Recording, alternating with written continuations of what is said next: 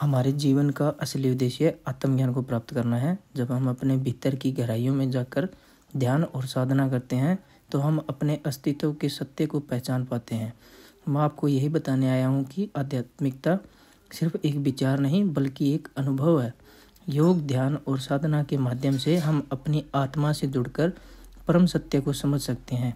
यही वो रास्ता है जो हमें आंतरिक शांति, सुख और संतोष की ओर ले जाता है। आइए इस मार्ग पर चलें और अपने जीवन को एक नए उद्देश्य से भरें। अब हम इस सुंदर सत्संग की शुरुआत करते हैं। वाणी महात्मा चरणदास जी महाराज साहब की। जग का कहा न मानिए, सतगुरु से ले बोध, ताको ये में राखिए, करो सिताबी सोत।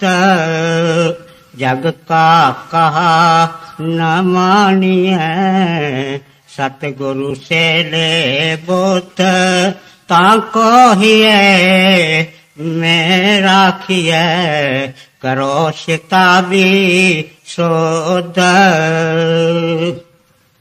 यह महात्मा चरणदास जी महाराज साहब की वाणी है।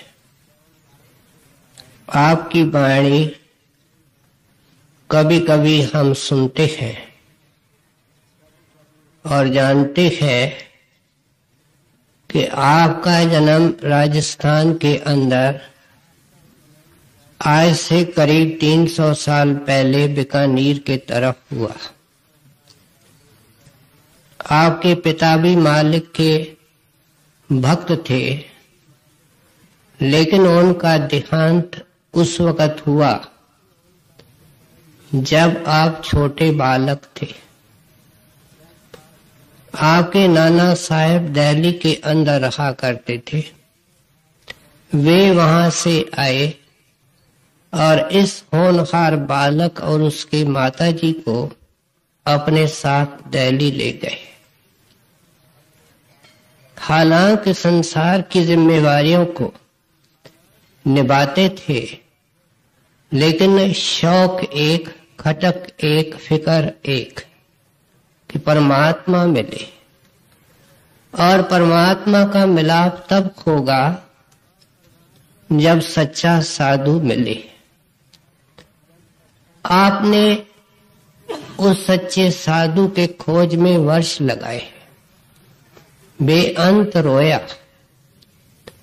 आप घाट घाट में गए, कोने कोने के अंदर महात्मा की तलाश की, लेकिन आपका मनोरथ पूरा नहीं हुआ। फिर हार गए, थक गए और एक दिन जंगल में बेहद व्याकुल होकर के रो रहे थे, भगवंत अब क्या कमी है, कब? तो किसी महान शक्ति ने आपके पीठ पर हाथ रखा और फरमाया कि उस भगवंत के घर में देर नहीं है। बीच में कर्मों की अनेक खायां होती है। सच्चा साधु निश्चित समय पर मिलता है। जिसके लिए तुमने पुकारा है, हम उस काम को पूरा करने के लिए आए हैं। और जो आप चाहते हैं वही मिलेगा, बल्कि उससे ज्यादा मिलेगा। जब बाद में आपने सत्संग किया, वाणी लिखी, तो उस महात्मा का नाम आपने सुखदेव जी महाराज लिखा। उन्होंने इनको शब्द और नाम का भेद दिया। इस महात्मा ने लगातार 22 साल, लगातार का मतलब क्या है कि दुनिया के काम तो छिलका और नाम की कमाई गरी, ये आपकी जिंदगी का प्रमुख लक्ष्य था। और आखिर आप गुरुदेव जो शब्द रूप होता है उसमें समा गए। उनके बाद उनके हुक्म से दिल्ली के अंदर सत्संग किया, जीवों को चिताया और ये महाकल्याणकारी वाणी हमारे लिए छोड़ के गए। हमने आपकी वाणी की एक कड़ी सुनी। आपने प्रारंभ कैसे किया? जग का कहा न मानिए, ले सतगुर से बुद्ध। पहली शिक्षा कि भाई जो दुनिया के लोग कहते हैं उनका कहना तुम अनंत युगों से मानते आए हो। अब संतों की वाणी के अंदर बड़े राज होते हैं, गहराई से इनको देखना पड़ता है। आपका भाव क्या है कि तुमने दुनिया का कहना माना तो हम उसका कहना मानते हैं जिससे प्रीत करते हैं। जिससे प्रीत करते हैं उसकी आज्ञा मानते हैं, उसके लिए मन में इज्जत होती है, सम्मान होता है। कहते हैं प्यारे, जन्मों जन्मों से तुमने संसार के लोगों और पदार्थों से प्रीत की है और नतीजा ये है कि तुम दुनिया के अंदर मौजूद हो। और संत महात्मा आते ही इस पर्पस से है कि हम इस रचना से कैसे प्यार तोड़े और उस प्यार को स्विच ओवर करके कैसे प्रभु से जोड़े। इस एक मकसद से संत महात्मा समय समय पर आते हैं। ये महात्मा की वाणी सुन करके मन में एक ख्याल पैदा हो सकता है, तो हम कहना उनका भी मानते हैं जिनसे डरते हैं। क्या कहने मानने का आधार डर भी हो सकता है? जैसे दफ्तर के अंदर, फैक्ट्री के अंदर साहब बहुत शॉर्ट टेम्पर्ड है, क्रोधी है, फिर लोभी भी है और बेसब्र भी है। उल्टे सुल्टे हुक्म देता है, जोश में आता है, पता नहीं क्या कुछ कहता और करता है, मन में कांटा लगता है, लेकिन फिर भी उसका कहना मानते हैं। इसका मतलब क्या कि हम डर के मारे उसका कहना मानते हैं कि वो हमको घर में बिठा सकते हैं, हमारी बदली करवा सकते हैं और हमारे को नौकरी से अलग कर सकते हैं। फिर हम सोचते हैं कि हमारा क्या होगा, बच्चों का क्या होगा। तो अगर गहराई से इसको देखेंगे तो उस डर के पीछे मोह है। वो मोह अपना मोह, बाल बच्चों का मोह, अप्रत्यक्ष रूप से वो मोह है और प्रत्यक्ष रूप से वो डर का रूप लेता है। लेकिन महात्मा समझाते हैं कि जब गहराई के अंदर हम जाएंगे तो कहने मानने का आधार तो एक हो सकता है, वो प्यार है, वो मोह है, वो अटैचमेंट है। अनंत युगों से बंदे तुमने संसार से मोह किया है, प्रीत की है। आज तुम इस दुनिया का हिस्सा हो। इस प्रीत ने तेरे को नरकों में पहुंचाया, 84 के जख दिलवाए। ये सब इतिहास छिपा हुआ है, संतों ने इसके ऊपर पर्दा उठाया है। इसलिए आप समझाते हैं कि अब कहना संतों का मानो, ले सतगुरु से बुद्ध। कहते हैं तुम किसी संत महात्मा का कहना मानो। अब संत महात्मा दुनिया के अंदर समय समय पर आते रहे, इसलिए जब संत कहते हैं कि संत का कहना मानो, तो आपका इशारा वक्त के संत पर है। जब हमारे घर में आग लगती है, चोरी होती है, हम मदद के लिए पुकारते हैं, पड़ोसी को आवाज देते हैं, लेकिन किस पड़ोसी को? जो इस वक्त उस मकान में रहता है, जो 10 साल पहले रहता था, 20 साल पहले रहता था, हम उसका नाम नहीं लेते। हम जानते हैं कि जो हमारे पड़ोस में इस वक्त रहता है वही हमारी सहायता कर सकता है। संत महात्मा बड़े रैशनल तरीके से समझाते हैं कि गुजरे हुए संत महात्मा बेहद महान थे। हम नमस्कार बार बार उनको करते हैं, लेकिन उन्होंने सारी जिंदगी भजन बंदगी किस वास्ते किया? उन्होंने सिर्फ एक मकसद से किया कि वो परमात्मा से मिले। परमात्मा ने उनको फिर मिशन दी जिंदगी में कि जीवों को ये मार्ग बताओ जिस मार्ग पर चल करके आपका उद्धार हुआ है। इस वक्त वो परमात्मा के लेवल पर है, परमात्मा में अभेद है।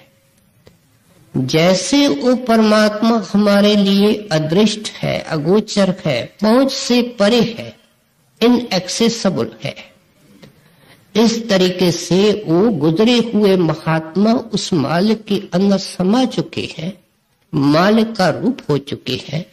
वो भी हमारे लिए इनएक्सेसिबल है, पहुंच से परे है। सिर्फ वक्त का संत महात्मा हमारी वहां पकड़ के किश्ती में बिठा करके, नाम के जहाज में बिठा करके इस भवसागर से पार कर सकता है। ऐसे साधु महात्मा के चरणों में जब हम जाते हैं तो जिसका वक्त आया है वो बेअख्तियार महसूस करता है कि मेरे को अंदर में शांति मिल रही है। जब हम गर्मी के मौसम में मैदानों को छोड़ते हैं, पहाड़ों में जाते हैं, बर्फानी चोटियों के नजदीक निवास करते हैं, क्या बर्फ कहती है कि मैं ठंडी हूं? कहने की जरूरत नहीं होती है। हम अनुभव करते हैं कि गर्मी दूर रह गई है, अब हम ठंडक के पास आ गए। इसलिए कबीर साहब ने अपने वाणी के अंदर लिखा, कबीर संगत साध की साहेब आवे याद। कहते हैं जिस वक्त ऐसे सतगुरु के, साधु के संगत में तू बैठेगा, अब ये गुजरा हुआ कैसे हो सकता है? साहेब आवे याद, उसके अंदर वो साहेब मूर्तिमान है, उसका वह प्रत्यक्ष रूप है।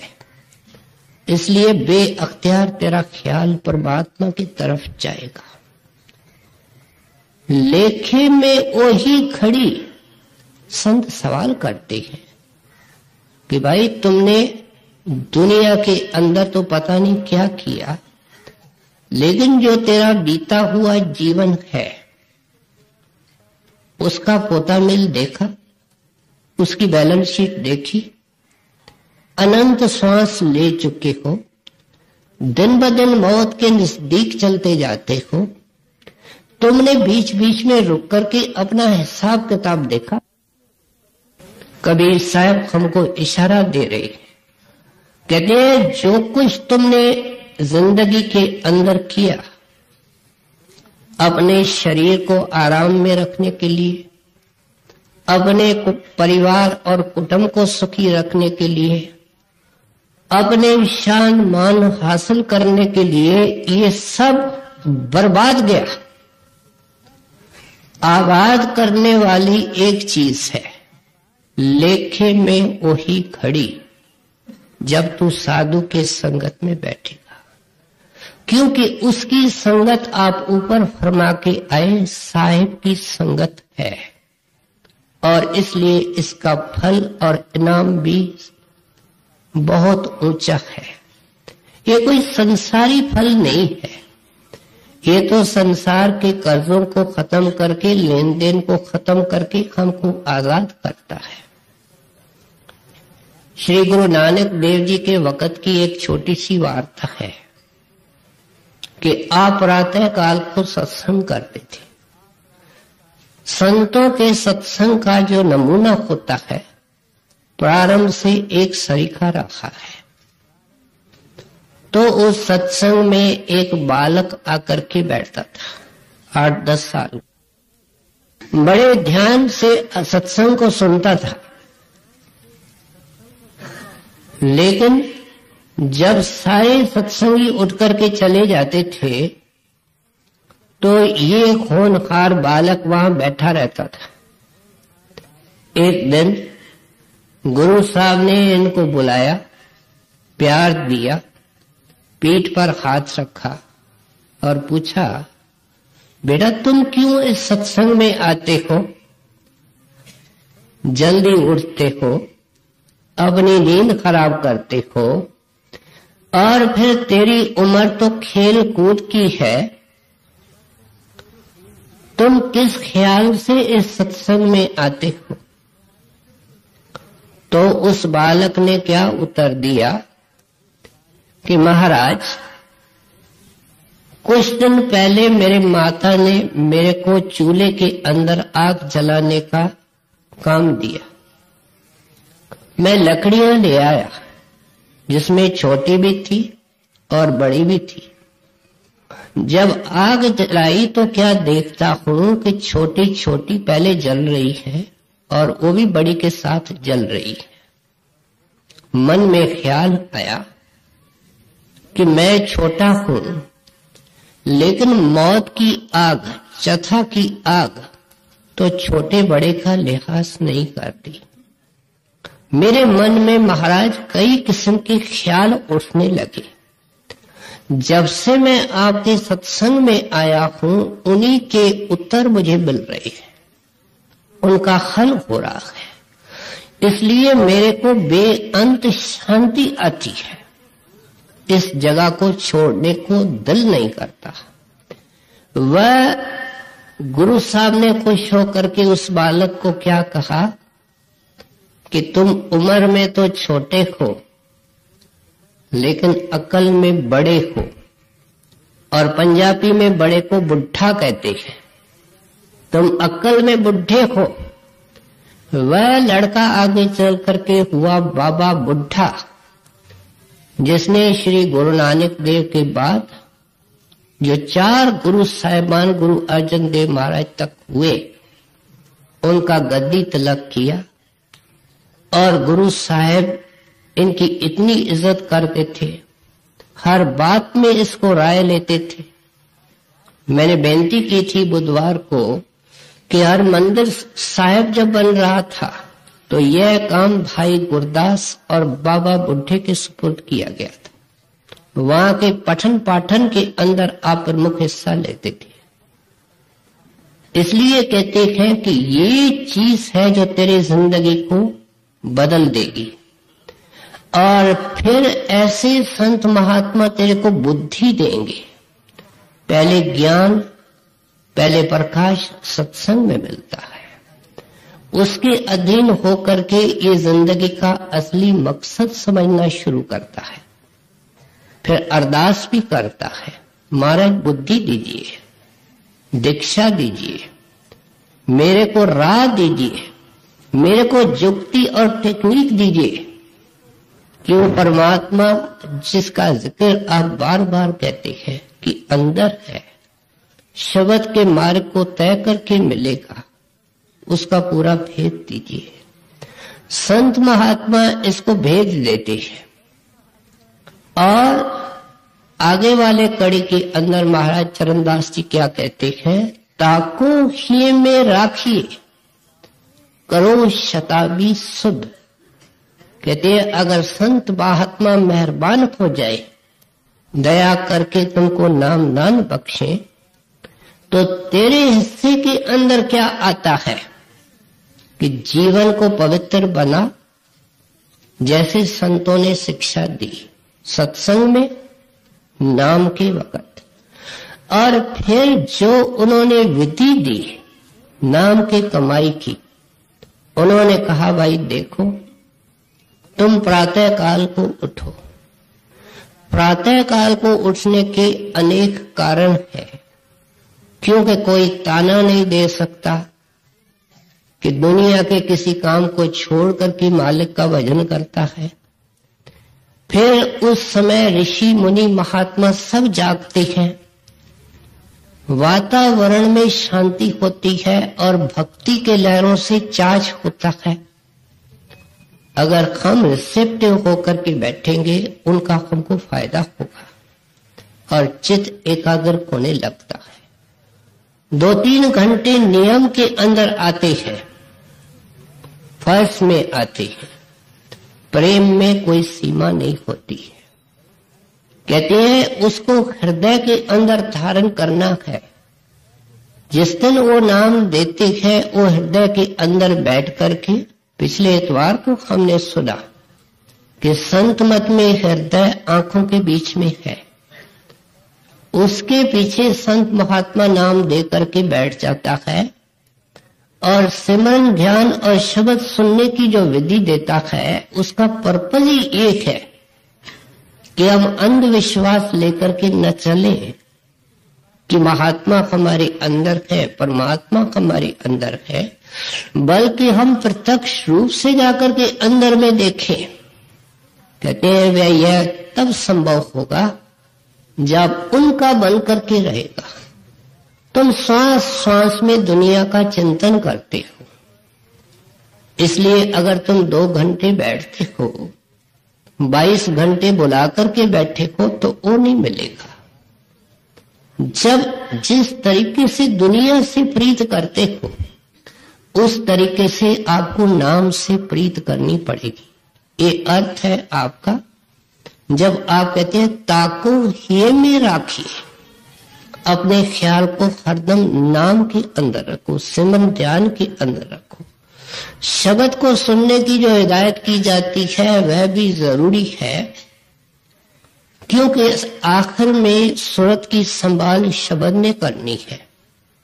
हम जो कहते हैं हमको कुछ सुनाई नहीं देता, उसके बावजूद भी सुनना चाहिए, क्योंकि ये शब्द है जो अल्टीमेटली हमारे आत्मा की रक्षा करेगा, संभालेगा। तो जो संत मत की थ्योरी है, जो मूल सिद्धांत है, आपने खोल करके हमारे सामने रखा है। इसके जो नाजुक पक्ष है, व्यवहारिक इसके बिंदु हैं, कैसे अपनी जीवन बनाए कि अपने जिंदगी के अंदर ये काम पूरा हो सके, इसलिए हम आपको आगे सुने। जग का कहा न मानिए, सतगुरु से ले बुद्ध, ताको हिए ने राखिए, करो शताबी शोध, औरन को उपदेश कर, भजन करे निष्काम, चरण दास वे साध जन, पहुँचे हरि के धाम। अब सिलसिलेवार समझाते हैं, बड़ी लॉजिकल सिस्टमैटिक वाणी है। कहते हैं इसको सुन करके कोई जिज्ञासु एक शंका पैदा कर सकता है कि महात्मा शब्द की उड़ान अंदर भरते हैं, खंडों ब्रह्मांडों के ऊपर जाते हैं, हम आंखें बंद करते हैं, हमको अंधेरा नजर आता है, हम कैसे जाने, हम कैसे पहचाने कि अंदर में शब्द को पकड़ के ऊपर जाने वाले महात्मा है। इस शंका को समाधान करते हुए चरणदास जी महाराज उनकी बाहर की निशानी बता रहे हैं। कहते हैं औरन को उपदेश करें, भजन करें नेक काम। ये सच्चे साधु की निशानी है कि वो दीन, अधीन और आजिज होते हैं। इस विषय को बार बार हम सुनते हैं और आखिर में भी सुनेंगे। कर्म न जाना, धर्म न जाना, सार न जाना तेरी, सब ते वड्डा सतगुर, नानक जिन कल राखी मेरी। अब बताइए कि बाकी बचा क्या? कि मालिक मेरे अंदर कोई अकल नहीं, कोई बुद्धि नहीं, कोई चज नहीं, कोई गुण नहीं, मैंने कोई कर्म धर्म नहीं किया, मुझे तो पता नहीं आप क्या होते हैं। ये तो मेरे सतगुरु की महानता है कि उन्होंने आपके दर्शन करा दिए, आपके अंदर जज़ब कर दिया। गुरु नानक देव जैसे चोटी के महात्मा जब ये कहते हैं, ये संतों की निशानी है। वे निम्रता की मूर्ति होते हैं, इसलिए हमेशा फाड़े के अंदर रहते हैं। पंजाबी के अंदर कहते हैं, तान खोंदे होए न ताना, मान खोंदे होए न माना। सब शक्तियों के साहिब होते हैं, लेकिन निमाने होते हैं। उनकी जय जयकार खंडों ब्रह्मंडों में है, लेकिन वो झुकने वाले होते हैं, अपने आप को नीच कहने वाले होते हैं, तुच्छ कहने वाले होते। तुलसी तुच्छ कछु नहीं जानत। एक एक महात्मा कहता है, पलटू मैं पापी बड़ा, भूल गया भगवंत। जिसने भगवान के दर्शन कराए अनेकों को, वे कहते हैं मुझे तो भगवान सपने में याद नहीं। ये इनका बड़पन है, इसलिए ये करामत नहीं दिखाते हैं। ये मालिक के भाणे के अंदर, रजा के अंदर राजी रहते हैं। हमने नामदेव की बड़ी मशहूर वार्ता डेरे की किताबों में पढ़ी है कि आपके महात्मा खेचर जी महात्मा थे, गुरुदेव। उन्होंने आपको खूब भक्ति के रंग के अंदर रंग दिया था। अंदर बाहर उनके गुरुदेव थे। एक दिन उनकी झोंपड़ी को आग लगी तो नामदेव क्या कहता है कि जो सामान थोड़ा बहुत उस साधु के पास क्या था, वो भी उठा करके आग के अंदर डाल रहा है कि जल जावे। तो गुरुदेव ने प्रकट होकर के कहा, भाई ये क्या कर रहे हो? कहने, महाराज मैं सही तो काम कर रहा हूं, क्योंकि इस झोंपड़ी के अंदर सिर्फ आपका हुक्म चलता है, सिर्फ आपका कदम अंदर आ सकता है, दूसरे की कोई ताकत और मजाल तक नहीं है। इसलिए अगर आग लगी है तो आपके हुक्म से लगी है, और आपके हुक्म से जब आग लगी है तो मेरा धर्म है सहयोग करना, इसलिए जो कुछ है वो भी मैं डाल रहा। गुरुदेव ने प्रसन्न होकर के रात रात को नया छप्पर बना दिया। पड़ोसी पूछते हैं कि ये छप्पर बनाने वाला कारीगर कौन है? नामदेव कहता है, कारीगर भी दुर्लभ है और मजदूरी भी बहुत ऊंची है। आपके हाथ ये न कारीगर आएगा, न आप ये मजदूरी दे पाएंगे, क्योंकि ये तन मन धन सब उनको अर्पण करके ये पाते हैं। All that is mine is thine। पहले ये देना पड़ता है, पहले दाता शीश भया, तन मन अर्पा शीस, कौन कीमत देवे? फिर दाता सतगुर भया, वो क्या दात देते हैं? नाम किया बख्शिश, वो अनमोल खजाना हमको तब देते हैं। सो इसलिए कहते हैं ये इस निम्रता के मॉडल होते हैं। आप खुद जानते हैं कि अगर आपके पास कोई नौकर है जो शेखी करता है और हमेशा अहंकार करता है, आपको पसंद नहीं आता है। अगर वो कहता है कि मैं कल चले जाऊंगा, तो आप क्या कहते हैं कि अभी चले जाओ, कल क्यों? लेकिन जो हाथ जोड़ता है, जो सेवा करता है, जो निमाना होता है, अगर वो कहता है कि साहब मैं कल को जा रहा हूं, तो हम हाथ जोड़ के कहते हैं मेहरबानी करके मत जाओ। क्या ये हमारा अनुभव नहीं है? जब हमको ऐसे लोग प्यारे हैं जो निम्रता धारण करते हैं, तो सत्संगी को कुछ सोच विचार से काम लेना चाहिए कि उस साहिब का मंजूर नजर कौन खो सकता है। इसलिए कहते हैं इनकी ये निशानी होती है और इसी का ही उपदेश करते हैं। आगे और को उपदेश कर भजन करे निष्काम, चरण दास व साध जन पहुँचे हरि के धाम।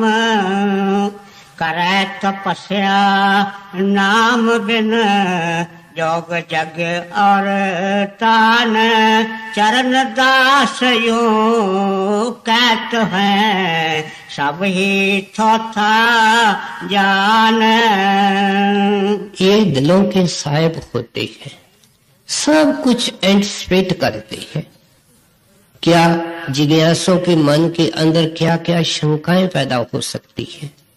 कहते हैं कोई कहेगा महात्मा तो सिर्फ नाम और नाम की महिमा करते जाते, सतगुरु और सतगुरु की दया का और महिमा का जिक्र करते हैं। क्या तब की कोई कीमत नहीं, जब की कोई कीमत नहीं? क्या ये लोग जो पुण्यदान करते हैं इनको कोई फायदा नहीं होगा? बड़े बड़े यज्ञ और हवन करते हैं, इनको कोई लाभ नहीं होगा?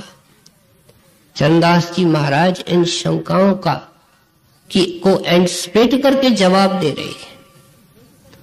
कहते हैं भाई पहले अच्छी तरह जीवन देखो इनका, जो तप करते हैं योग अभ्यास करते हैं इनका जीवन देखो। इनसे खुद पूछो आप क्यों करते हो? ये तो रिद्धियां सिद्धियां शक्तियां इनको पाने के लिए करते हैं, भगवान से मिलने के लिए तो नहीं करते हैं। जब इनकी तस्वीरें अखबारों में आती है कि अमुक योगी हवा में उड़ गया, इतने किलोमीटर पानी के ऊपर तैर गया, एक मुर्दे बालक को जिंदा कर दिया, वो तस्वीरें देख करके अपना मान बढ़ाई देख करके खुश होते हैं। कहते हैं उनके अंदर कोई भगवान के मिलने की भावना तो खुद नहीं होती है, फिर जो सेवक उनके पास जाएंगे उनका क्या कल्याण होगा। बड़े महाराज साहब एक ऐसे साधु की, ऐसे तपस्वी की वार्ता सुनाया करते थे। आप कहते थे मेरे सर्विस के दिनों में मैंने एक समाधि देखी। जब उन लोगों से पूछा भाई ये किसकी समाधि है, तो कहने लगे ये भाई कल्ले की समाधि है। भाई ये साधु क्या करता था? उन लोगों ने महाराज को सुनाया कि ये रिद्धि सिद्धि वाला महात्मा था, कई प्रकार की करामतें करता था। एक बार गांव के लोग इनके पास आए और कहा बाबा कल्ला आपकी 2-3 गाय शेर खा के गया जंगल में, तो आपके मुख से ये वचन निकला शेर कौन होता है? मेरे गाय को खाने वाला शेर मरेगा।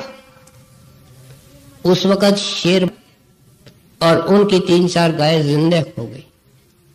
इस तरह की कई करामतें उन्होंने दिखाई। देहात के लोग हजूर को खुद सुना रहे हैं। कहते हैं जब उसका अंत समय आया तो वो महा कष्ट के दौर से निकल रहा था। चीख के ऊपर चीख, चिल्लाहट के ऊपर चिल्लाहट, मैंने गलती की, मैंने मूर्खता की। तो उनका एक गुर सिख आया, सत्संगी आया, जो चुप रहता था, जो अंदर हजम करता था। उसको कहता है रास महरम समझ करके कि मैं बड़े भयंकर कष्ट के दौर से निकल रहा हूं। कहते हैं फिर तुमको किसने कहा तीर चलाओ, किसने कहा खजाने को खर्च करो, और खामोश क्यों नहीं रहा? कहते हैं यही तो मेरी गलती रही। अब आप खुद सोचो, जब महात्मा को अंत वेले भीड़ पड़ रही है तो उनके सेवकों की क्या मदद होगी? रामचंद्र जी महाराज ने एक बार ये सब बातें समझाने के लिए है रामायण के अंदर इसका जिक्र है। कहा कि भाई अयोध्या नगरी के लोगों को ऊपर ले आओ। फिर पूछा, सब आ गए? कह लेंगे महाराज एक कुत्ता रह गया। भाई वह कौन सा कुत्ता रह गया? कहते हैं महाराज उसको तो पता नहीं हजारों कीड़े लगे हुए। ये कौन और किसके कारण? तो महाराज ने कहा कि ये पिछले जन्म में महंत था, केवल रोटियां लेकर के खाता था, शिष्यों से सेवा लेता था, देने के काबिल इसके पास कुछ था नहीं, और ये सारे कीड़े इनके सेवक हैं जो इनको तोड़ तोड़ करके खा रहे हैं। कहते हैं ये सब बातें समझाती है कि ऐसे संत महात्मा दाता होते हैं, और बाकी ये जितने पुण्य दान करने वाले लोग होते हैं ये तो मान बढ़ाई चाहते हैं। हम किसी संस्था को दान देते हैं, वो संस्था लिस्ट छाप देती है, अखबार में नाम आ जाते हैं, हम चश्मा लगा के बड़े ध्यान से पढ़ते हैं कि हमने जो 50 रुपए दिए थे हमारा नाम है कि नहीं है। सोचिए क्या मिलेगा। मन के अंदर और अभिमान आता है, अहंकार आता है, और वो मालिक का दरवाजा बार बार संत कहते हैं अति छोटा, अति सांकड़ा, खसखस के दाने से बारीक, बाल के 10वें हिस्से से महीन, वहां से ऐसा कैसे निकल सकता है जो इन्फ्लेट हो रहा है, जिसके अंदर अहंकार है। इसलिए हमको महात्मा तरीके से समझा रहे हैं कि नाम की कमाई की महिमा तो को पहुंच नहीं सकते। ये महात्मा किसी और जगह लिखते हैं, सकल श्रोमणि नाम है सब धर्मन के माय। अगर चोटी के जो धर्म के संस्थापक थे, संत महात्मा थे, अगर उनकी आप रिसर्च करोगे, महात्मा दावा से कहते हैं उनके तय के अंदर, उनके बेसिक टीचिंग के अंदर आपको नाम की महिमा मिलेगी। हमारे राजस्थान के अंदर एक महात्मा हुए हैं सुंदर दास जी, वे अपने वाणी के अंदर लिखते हैं सुंदर सतगुरु यूं कहा, एक एक सतगुरु ये कहता है, सुंदर सतगुरु यूं कहा सकल श्रोमणि नाम। ये जब तक पूजा पाठ जो है वो नीचे होते हैं। हजूर महाराज क्या मिसाल दिया करते थे कि हाथी के पांव में सबका पांव, नाम की कमाई के अंदर ये सब कुछ आ जाते हैं। आपको आगे सुनिए। करे तपस्या नाम बिन योग जग और तान, चरण दास यूं कहत हैं सब ही थोथे जान। परमत भरमत आया पाई मानुष्य दे, ऐसो अवसर फिर कहाँ नाम शताबी ले। संत सीधा सवाल करते हैं कि इस वक्त तेरी उम्र कितनी है। बिल्कुल वो डायरेक्ट एक सवाल पहला करते हैं, कहते हैं अब तक तेरी कितनी उम्र है और वो किस तरह निकली है। कहते हैं तुमने कोयलों के दलाली के अंदर निकाली। जो कोयलों के दलाली के अंदर निकालता है उसके कपड़े काले, मुंह काला, हाथ काले। तो कर्मों के साथ खचाखच भरा हुआ, सुबह शाम दुनिया के बारे में सोचता है, दुनिया को खाता है, दुनिया को पीता है, दुनिया को अपनाता है, और दुनिया वास्तव में दीमक की तरह तेरे को खा रही है। तू खत्म हो रहा है, तेरी जिंदगी खत्म हो रही है। कितनी बाकी है? कहते हैं भरमत भरमत आयो जख मारे हैं, तूने अनेक जुग मारे हैं इतिहास मेरे सामने। चरणदास जी महाराज दावा से कहते तू अंधा है, तेरे आंखों पर माया की अज्ञान की पट्टी है। मैं देख करके तेरे को कहता हूं भरमत भरमत आयो पाई मानुष दे। अनेक जन्मों के टक्कर मारने के बाद ये दे मिली है, ऐसो अवसर फिर कहां। तुम इस अवसर की कदर नहीं करते हो। क्या ये बाजार में चक्कर लगाने के लिए मिली है, बाल बच्चों से मोह करने के लिए मिली है? एक बिल्ली को देखो अपने बच्चों को कैसे लेकर के फिरती है, एक बंदरी को देखो, ये करता क्या है, ये कौन सा अनोखा काम है। हम अच्छे अच्छे भवन बनाते हैं, वे अपने मांड बनाते हैं, घोंसले बनाते हैं, मकान बनाते हैं, उनका भी वो आवास होता है। वो खुद खाते हैं, बाल बच्चों के लिए ले आते हैं, हम कमाते हैं, बच्चों को खिलाते हैं। कौन सा अनोखा काम कर रही? महात्माओं को सुने, समझे कि उनकी शिक्षा कितनी गहरी है और कितनी जोरदार चोट मारती है। कई जन्म भय कीट पतंगा, कई जन्म कज मीन कुरंगा, कई जन्म पंखी सर्ब होयो, कई जन्म खैवर वृक्ष जुयो। अब चरण काल ए दे संजरिया, कर क्या मिल जगदीश बिलन की बरिया। एक मकसद कि उस परमात्मा को मिलने का अवसर है। यहाँ चरणदास जी महात्मा कहते हैं ऐसो अवसर फिर कहाँ। वहां गुरु साहब कहते हैं चरण काल ये दे संजरिया, मिल जगदीश मिलन की बरिया। बरिया अवसर, ये मौका है, इसको हाथ से जाने मत दे। इसके एक एक श्वास की चौकीदारी कर। सिकंदर ने इस धुन के अंदर जिंदगी निकाली कि मैं दुनिया का फातह बनूंगा, विजेता बनूंगा। अंतिम घड़ियों के अंदर जब उसके प्राण छूटने लगे, हकीमों को कहता है कि मेरा इलाज करो। कहते हैं आपकी दवा हमारे पास नहीं। आप गर्म होकर के कहते हैं हकीम बने को। हकीम बनने का क्या फायदा, आपके नुस्खों का क्या फायदा? कहते हैं हजरत ये नुस्खे और हम हकीम एक श्वास आपको नहीं दे सकते। उस वक्त आपको सख्त महसूस हुआ कि मैं किस तरह हिरण के तरह एक रेगिस्तान के अंदर दौड़ करके प्यासा रहा। इसलिए कहते हैं ये रियलाइजेशन हर एक इंसान को आती है जब टिड्डियां उसके खेत को खा जाती है।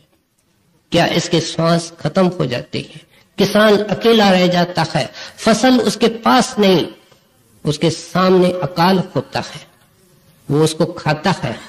कहते हैं ये तेरी हालत हर जन्म के बाद रही। क्या इस इतिहास को दोहराना चाहते हो प्यारे? नहीं तो फिर क्या कहो, नाम शताबी ले, नाम की रगड़, नाम को पकड़ के रख। एक डूबता हुआ आदमी क्या करता है? अगर लकड़ी की शहतीर मिले तो कैसे पकड़ता है? ये नाम इस भवसागर से तरने का उपाय है, साधन है जो गुरु ने दिया है। कहते हैं इसको पकड़ के रखो, इसको जाने मत दो। सिमरन बिन गोते खाओगे। हम मिलकर के जोर से पढ़ते हैं लेकिन सिमरन याद करते हैं। यही महात्मा कहते हैं कि हरदम अपने ख्याल को गुरु और उनके नाम के अंदर रखो। भरमत भरमत आया पाई मानुष्य दे, ऐसो अवसर फिर कहाँ नाम शताबी ले। सतगुरु शरण आए कर कहा न माने एक, चैनर बहुत दुख पाई हैं तिनको सुख नहीं नेक। अब सीधा सत्संगियों की तरफ आती है। सतगुरु शरणी आए के कहा न माने एक। देखो इस सेवक की क्या दुर्गति हो रही है, सत्संगी क्या बुरी हालत हो रही है। गुरु की शरण में आया है, परमात्मा की शरण में आया है, लेकिन गुरु की शिक्षा दीक्षा के ऊपर इसका ध्यान तक नहीं। कहते हैं गुरु की शिक्षा ये है कि नेक पाक जीवन लीड करो, और इसका वो पुरानी चाल चल रही है। वही झूठ बोलना है, वही चोरी ठगी बेईमानी है, वही संसार के शौक है। कहते हैं कुछ छोड़ने और तजने को लिए जो तैयार नहीं है वो जख मारता रहेगा। कहते हैं उसको मिलेगा भी कुछ नहीं। ऐसे लोग जो होते हैं कभी कभी किस आदमी के कहने पर, बहन के कहने पर नाम लेते हैं और कुछ अरसा सत्संग में शौक से आते हैं, लेकिन उनको रस नहीं आता। फिर सत्संग पहले छूटता है, उसके साथ सेवा तो कुदरती छूट जाता है और भजन तो अलमारे में बंद हो जाता है। जब सत्संग ही छूट गया कहते हैं फिर क्या होता है, कोई वक्त आता है जो सत्संग के सिद्धांत छोड़ते, क्या खाना पीना शुरू कर देते हैं, पता नहीं कहां कहां उलझ जाते हैं और अपनी जिंदगी अंधकार से भर देते हैं। बड़े महाराज का एक अफसर, बहुत बड़ा अफसर सत्संगी था। अब अफसरों को चाहिए कुर्सी, अफसरों को गुरु के पास जाते हैं तो भी चाहिए इज्जत। वो कहते हैं चाय, महाराज ने चाय पिला दी, क्योंकि वो चाय चाहते हैं, वो अंदर का नाम नहीं चाहते, मान बड़ा ही चाहते हैं। इतने बड़े महापुरुष के पास जाकर के कैसे पाना होता है, उनको कुर्सी न मिले तो बेकरार होते हैं। ऐसा एक सत्संगी था। अब उसका मन तो संसार में रमा हुआ था। अब अचानक उसकी पत्नी चली गई, काफी उम्र का था। महाराज जी को जब पता चला तो बड़े महाराज ने उनको प्यार देने के लिए खुद उनके पास गए, हमदर्दी जाहिर करने के लिए। देखिए उसकी किस तरह बुद्धि मंद हो चुकी है। उसको 9 बच्चे थे। जब महाराज उसको मिलने गए तो महाराज ने कहा अफसोस है, हमने सुना है आपकी पत्नी गुजर गई, बड़ी प्रेमन थी, उसको भी नाम मिला हुआ था। कहते हैं महाराज मेरे को 9 बच्चे हैं, इनके होते हुए इनकी मां या मेरी पत्नी चली गई। तो महाराज ने कहा भाई हर एक का समय निश्चित है, उसको कोई रोक नहीं सकता।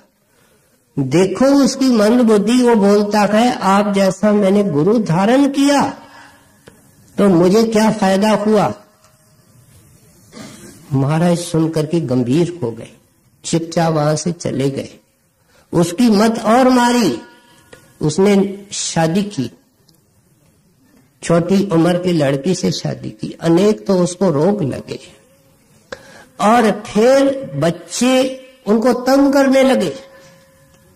वो नई जो शादीशुदा लड़की आई थी वो उनको नचाने लगी। घर के अंदर शराब आवे, मांस आवे, पार्टियां हो गए। वर्ष निकल गए, गुरु से दूर, दिन ब दिन दूर। लेकिन नाम का बीज अंदर था, शब्द का बीज अंदर था। बहुत दुखी और बीमार रहता था। महाराज का ख्याल करके किसी दिन रात को सोया होगा तो महाराज सपने में आए।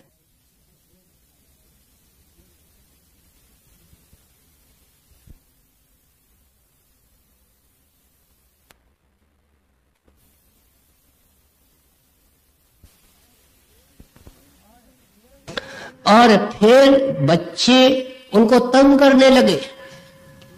वो नई जो शादीशुदा लड़की आई थी वो उनको नचाने लगी। घर के अंदर शराब आवे, मांस आवे, पार्टियां हो गए।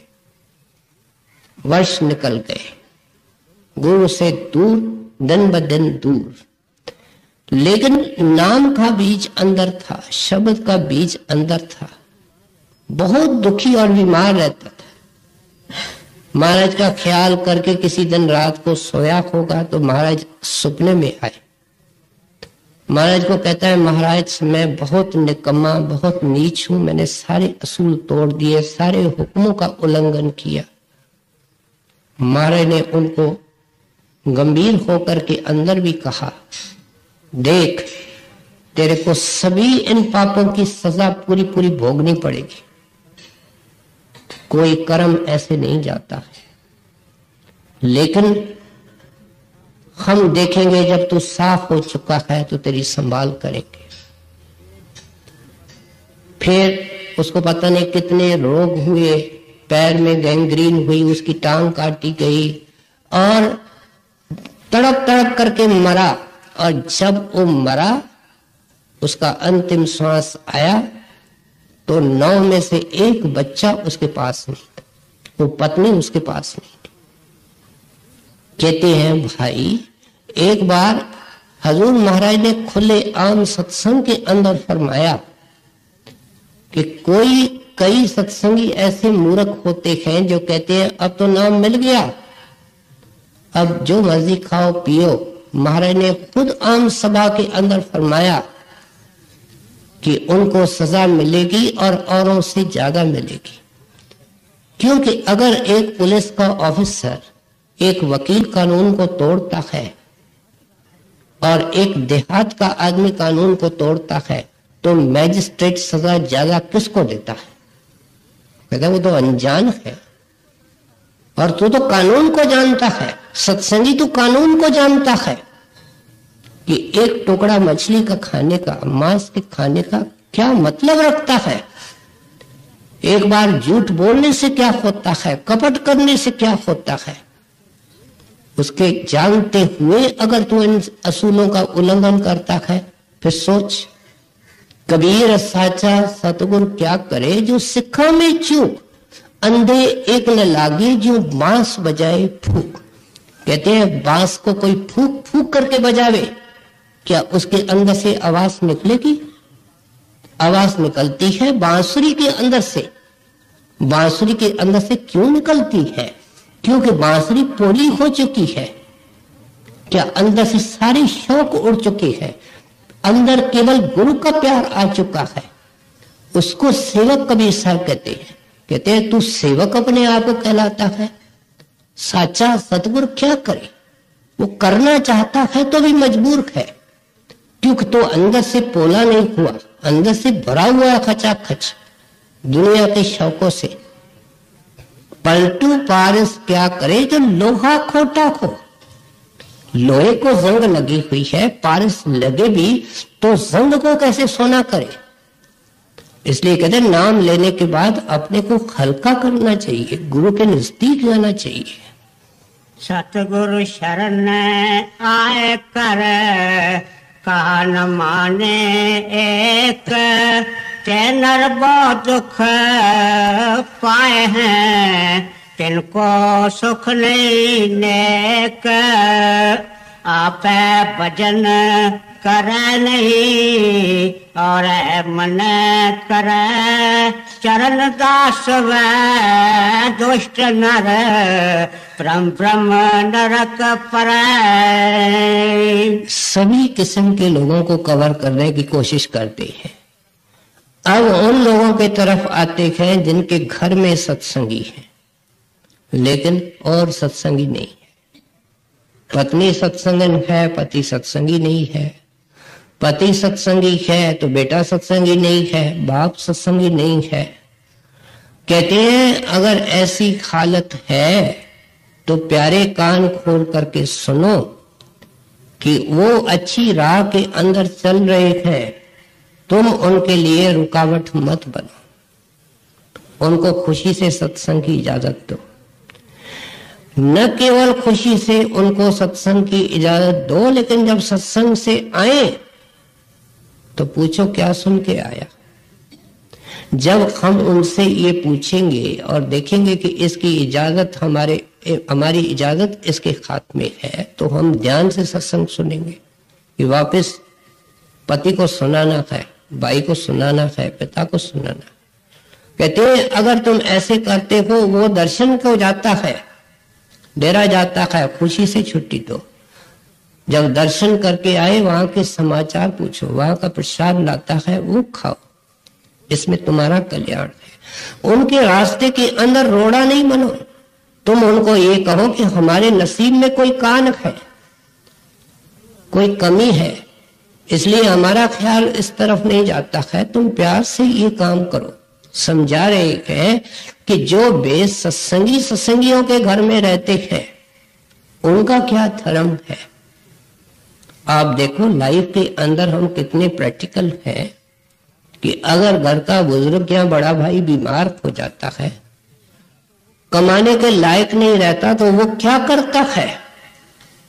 जो दो छोटे भाई हैं उनको बुलाता है, कहता है भाई सुनो, आप देखते हो मैं कितना मजबूर हूं, चारपाई से उठ नहीं सकता, घर का खर्चा चोटी पर है, फिर दवाइयों का खर्चा बढ़ गया है।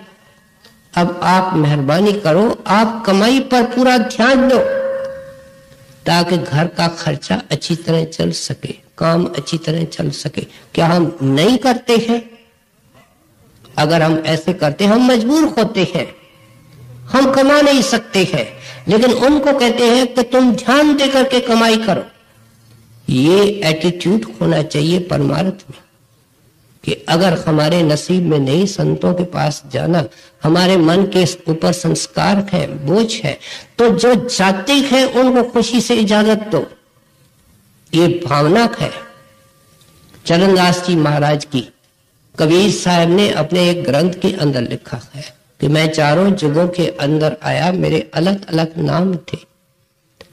एक बार मैंने रानी इंद्रमती को चिताया। रानी इंद्रमती बड़े ऊंच प्रकार की आत्मा थी। कबीर साहब उनके महलों में जाते थे तो राजा मना नहीं करते थे, बल्कि राजन उनका स्वागत करते थे, थोड़ी देर बैठ के चले जाते थे। और कबीर साहब ने रानी को दीक्षा दी थी, वो नाम की कमाई भी करती थी। जब उसका अंत समय आया तो उनकी हालत बहुत अच्छी थी। कबीर साहब उनको धीरे धीरे निर्मल करके ऊपर काफी ले गए। वहां रानी क्या कहती है, महाराज मेरी एक अर्ज है, बोलो बोलो बेटा क्या कहना है, कि राजन को भी ले आओ। कह लगे पुत्री अजीब तेरा सवाल है, मैंने तो तुमको उस जगह में रखा है जहां मोह ममता पहुंच नहीं सकते। तुमको मोह ने क्यों तंग किया है, कौन सा पति कौन सा बेटा तुम खुद देख चुकी हो।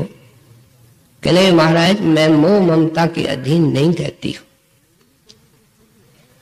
मेरी भी बेनती सुनिए।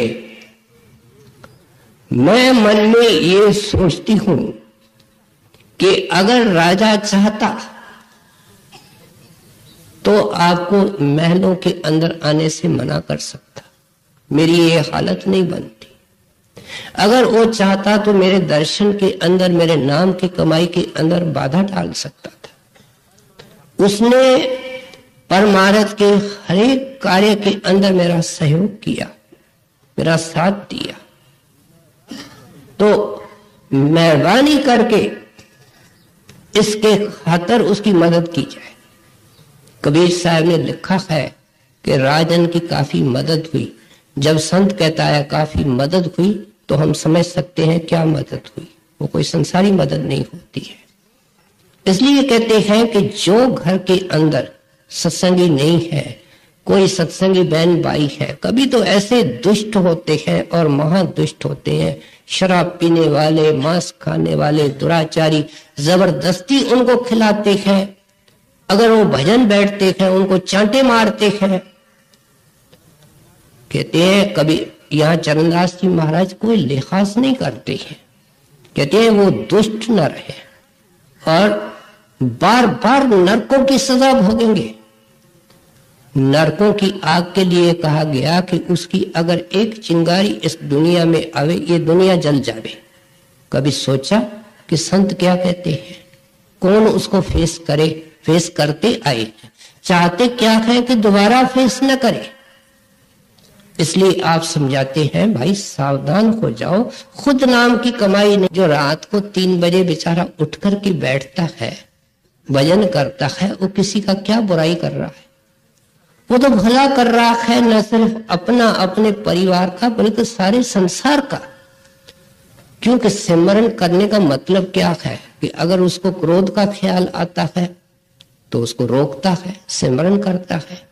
अगर उसको मोह ममता का ख्याल आता है तो रोकता है, गुरु का ध्यान करता है।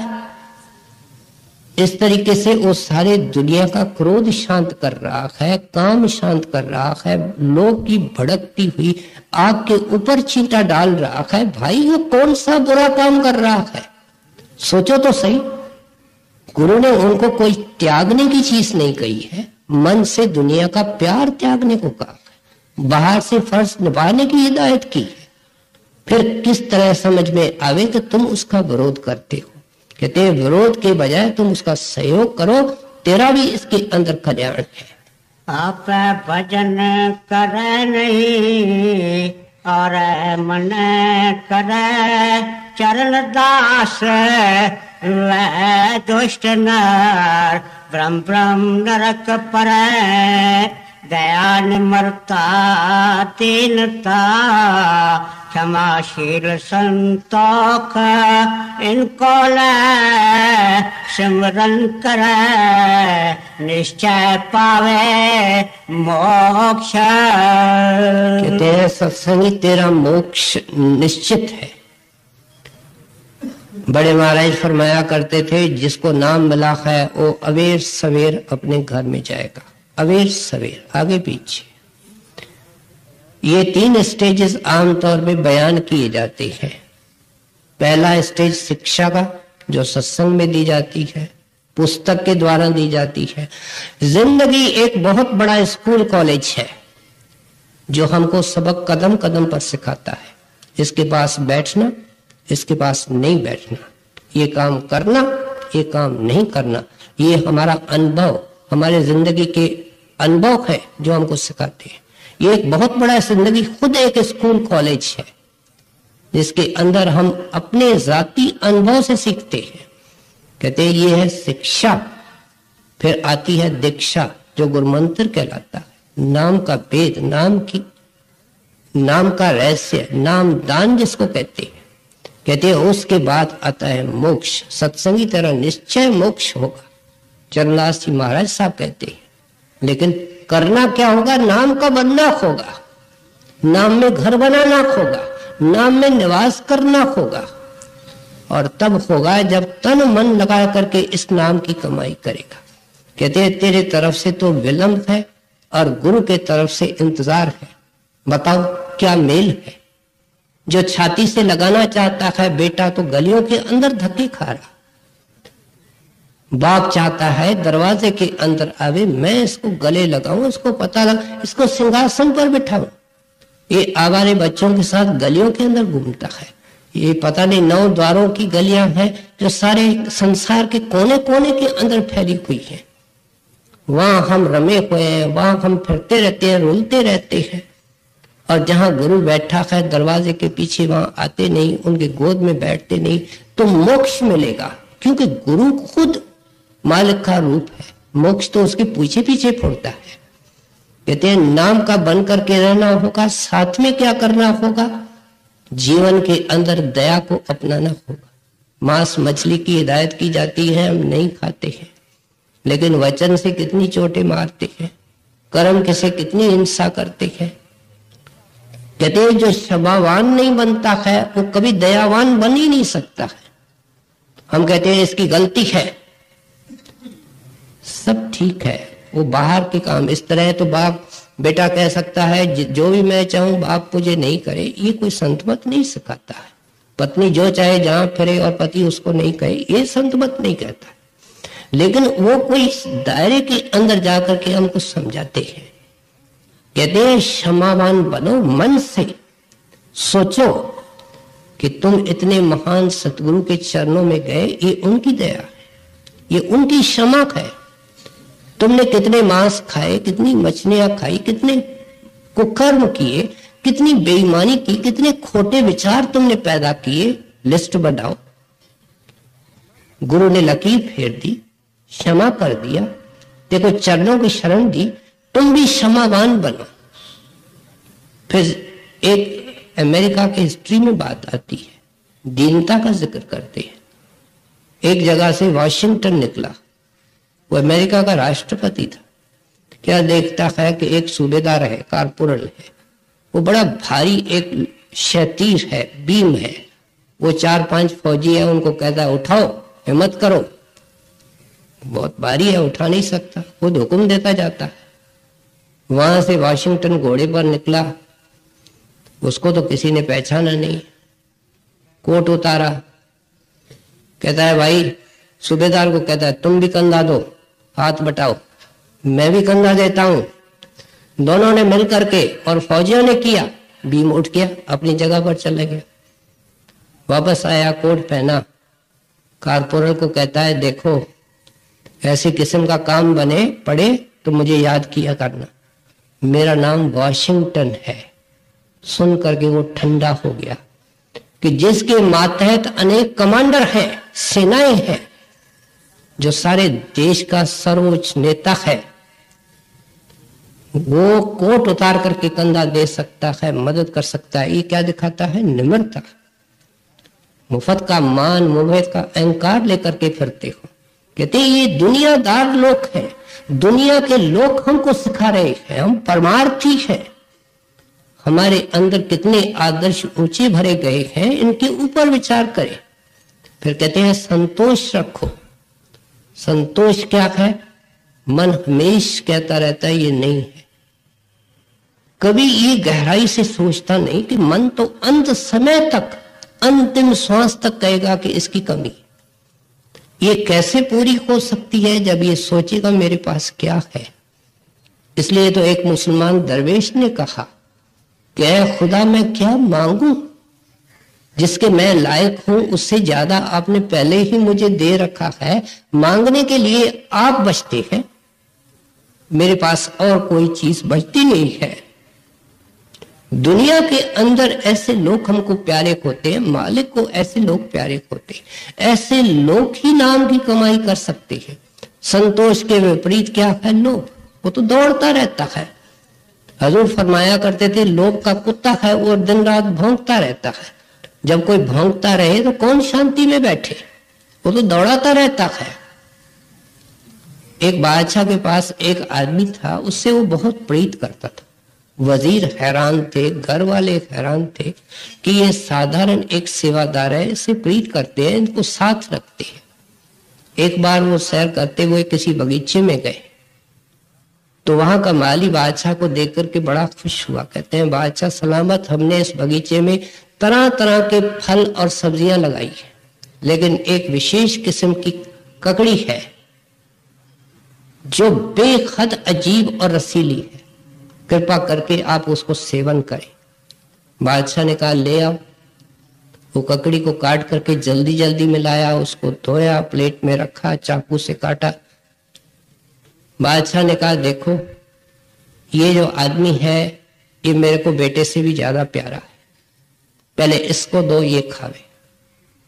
जब उसने खाना शुरू किया तो उसके चेहरे पे खुशी चमकने लगी। बादशाह देख सकता था, खा खा करके ये खुश हो रहा है, प्रसन्न हो रहा है। जब थोड़ी सी बच गई तो बादशाह ने कहा मैं भी खा के देखता हूं। बादशाह ने एक टुकड़ा उठाया, मुंह में डाला, ऐसा कड़वा था जिसका कोई अंत नहीं। उसके मुंह में छाले पड़ गए, आंखों से पानी आ गया। बादशाह कहने लगा उस सेवादार को कि इतनी कुछ तुमने ये चीज खाई और तेरे चेहरे पर कोई रंज नहीं आया, कोई शिकायत नहीं आई, बल्कि तू खुशी से चमक रहा था। कहते हैं महाराज सोचो तो सही कि आपके हाथों से मैंने कितने चिकने चौपड़े अच्छे पदार्थ खाए, अब एक बार मुझे कड़वी चीज खाने को मिले तो मैं शिकवा करूं, शिकायत करूं, रंजिश पैदा करूं? ये कहां तक मुनासिब है? हमने अंधे नहीं देखे हैं, क्या मालिक का शुक्र करते हैं? हम तो आंखों को फॉर ग्रांटेड लेते हैं कि हमको मिल चुकी है, हम पांव को फॉर ग्रांटेड लेते हैं कि हमको पांव हाथ मिल चुके हैं। लूले लंगड़े अपाहज नहीं देखते, मोहताज नहीं देखते, फुटपाथों पर सोने वाले नहीं देखते। कदम कदम पर ऐतराज है, इसके पास है मेरे पास नहीं है। भाई तेरे पास जो चीज है वो तो दुनिया के किसी बंदे के पास नहीं है। वो संतों का प्यार है, वो संतों का नाम है। इसलिए हमको सही बोध दे रहे हैं। कहते हैं जब अपने जीवन को के अंदर इन गुणों को थार करके नाम की कमाई करोगे तो क्या होगा? निश्चय पावे मोक्ष, तेरे को शांति मिल जाएगी। दया निमरता दीनता क्षमाशील संतोख, इनको ले सिमरन करे निश्चय पावे मोक्ष। चैनल को सब्सक्राइब करें और वीडियो को लाइक करें। धन्यवाद।